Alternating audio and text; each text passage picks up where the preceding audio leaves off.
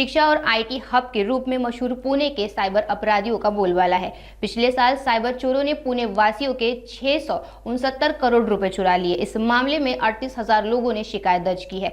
ये धोखाधड़ी कई तरह से लालच देकर की जाती है। इस जानकारी ये पुणे साइबर क्राइम की पुलिस निरीक्षक स्वप्रणाली शिंदे ने दी है। शिंदे ने जनता से किसी भी तरह के लालच में न आकर सावधान रहने की अपील की है।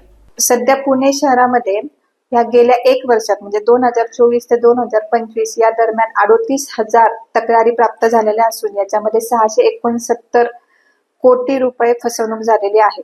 सायबर पोलीस ठाणे पुणे या ठिकाणी सध्या लेटेस्ट तक्रारी ऑनलाईन डिजिटल फ्रॉड आहेत किंवा टास्क फ्रॉड आहेत, शेअर मार्केट फ्रॉड आहेत, अशा प्रकारचे गुन्हे खूप वाढीस लागलेले आहेत।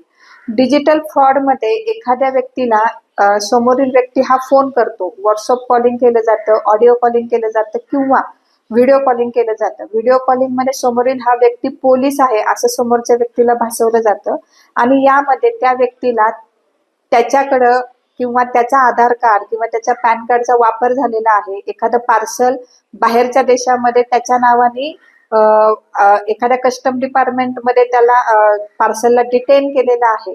या अनुषंगाने त्याला घाबरवलं जातं आणि भीती आणि दहशत एवढ्या मोठ्या प्रमाणामध्ये असते की त्यामध्ये त्याचे मनी लॉन्ड्रिंग मध्ये सुद्धा त्याचे नाव अडकलेलं आहे किंवा एखाद्या मोठ्या केसमध्ये त्याचं नाव अडकलेलं आहे, त्याच्यावर ईडीची रेड होणार आहे, अशा प्रकारची भीती दाखवली जाते। आणि जो विक्टिम असतो म्हणजे जो पीडित व्यक्ती असतो त्या भीतीने समोरील जो खोटा असलेला जो पोलीस आहे त्याच्या भीतीने तो अनेक बँकांमध्ये वेगवेगळे पैसे ट्रान्सफर करतो।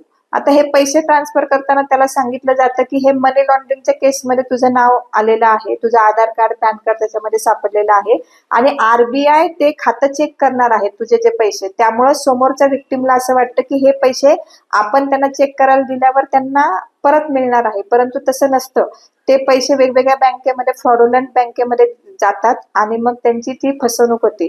यामध्ये डिजिटल अरेस्ट मध्ये आमच्याकडे सध्या एक विक्टिम आहेत, त्यांनी भीतीने 6,30,00,000 रुपये शेअर केलेले आहेत आणि याच्यामध्ये जो दहशतीचा प्रकार आहे तो मोठा आहे। परंतु नागरिकांना आम्ही अशी विनंती करतो की जेव्हा तुम्हाला अशी व्हिडिओ कॉल्स वगैरे येतील तेव्हा घाबरून न जाता संबंधित जवळच्या पोलीस स्टेशनला संपर्क साधावा, तसेच घरातल्या लोकांशी सुद्धा संपर्क साधावा आणि संवाद साधावा आणि खात्री करावी आणि कुठल्याही अनोळखी बँक खात्यांना आपले स्वतःचे कुठलेही पैसे पाठवू नये।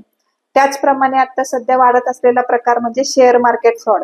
बरेचसे लोक शेअर मार्केटमध्ये पैसे गुंतवतात, परंतु शेअर मार्केट करताना आपल्याला एक डीमॅट अकाउंट गरजेचं असतं। सध्या फेसबुक, इंस्टाग्राम किंवा इतर सोशल मीडियामध्ये वेगवेगळ्या लिंक प्रसारित होतात आणि त्या लिंक प्रसारित झाल्यावर एखाद्या व्हॉट्सअप ग्रुपला त्या व्यक्तीला ऍड केलं जातं आणि त्या ऍड केल्यानंतर शेअर मार्केट संदर्भात तिथं काही प्लॅटफॉर्म निर्माण केलेला असतो जो खोटा असतो। त्या प्लॅटफॉर्मला असं दाखवलं जातं की समोरच्या व्यक्तींना 200% नफा, 300% नफा दिलेला जातो। त्यामुळे जो त्या ग्रुपमध्ये असतो त्याला असं वाटतं की आपणही त्याच्यामध्ये पैसे गुंतवले की आपल्याला 200 किंवा 300% परतावा दिला जाईल। सुरुवातीला समोरचा माणूस जो विक्टिम आहे तो 50,000 रुपये गुंतवतो, त्याला 70,000 रुपये मिळतात। त्यामुळे सुरुवातीला हे आमिष दाखवलं जातं आणि जो विक्टिम आहे, जो पीडित आहे, जो पैसे लावतो आहे त्याला सुद्धा काय असते, थोडीशी पैशाचा लोभ असतो, त्यामुळे तो